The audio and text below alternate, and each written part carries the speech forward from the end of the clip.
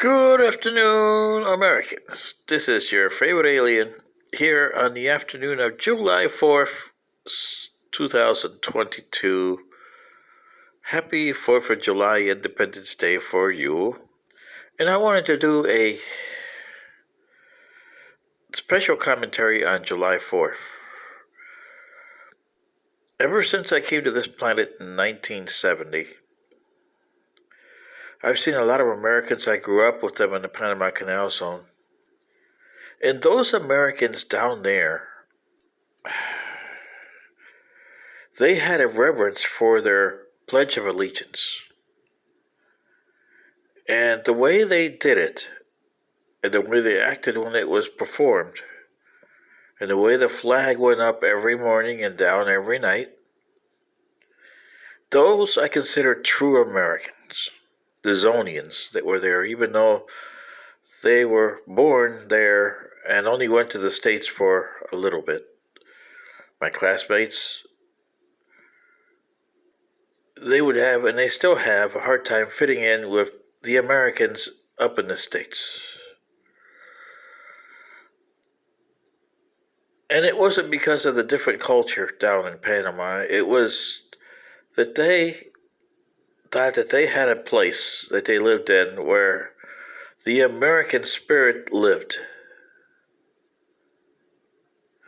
And it was a blow to them when the canal was given back to Panama. And I can understand that in hindsight now, almost 50 years later, that happened back in 1977. But from 1904 to 77, the canal zone wasn't perfect. It had its flaws. But it was one community that I could say was a community. Everybody looked after everybody, the Zonians. You had Americans that came in every 3 years rotating on the military. They lived on bases. And although you would say hello to them, and in school, hello to them too, we always tried to be nice to them, but you could see the difference of the Zonian Americans and the Americans that got in rotating for that. Because somehow, over the decades since 1904, they had lost something with the Americans here in the mainland. And to this day, as I'm in the mainland since 1979,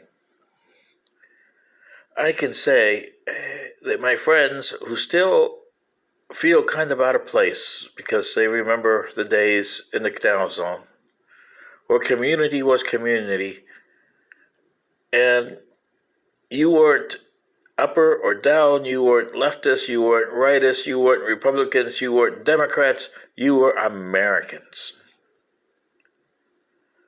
And mainly it's because the Constitution wasn't applied much in the canal zone because it was a military run there. So maybe that had something to do with it. I'm not sure. But today, here in Sterling Court, when lunch came around and you had this guy that calls himself a preacher. He's no more preacher than me. He has no ordained from anybody. Yet he calls himself a preacher, and who am I to say no? But to say the Pledge of Allegiance like he did, and a lot of people that went in there, he said, well, you got to stand up for the Pledge of Allegiance. Well, yeah, most times you do, but these are old people here, you know? And to me, the old people strive for America that they have lost more than the young people.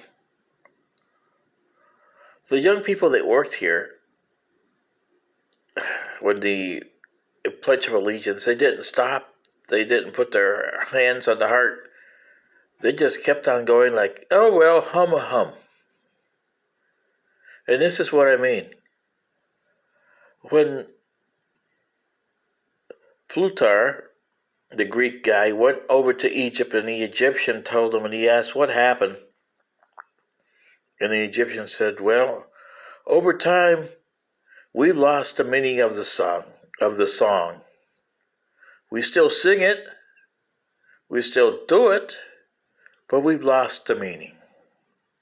And Americans, based on what I saw today at lunchtime here, and what I see every day here in Deltona, Florida, and here on the television every night from all corners of the United States on all different channels, I can say that you guys have lost the meaning of the song of the 4th of July.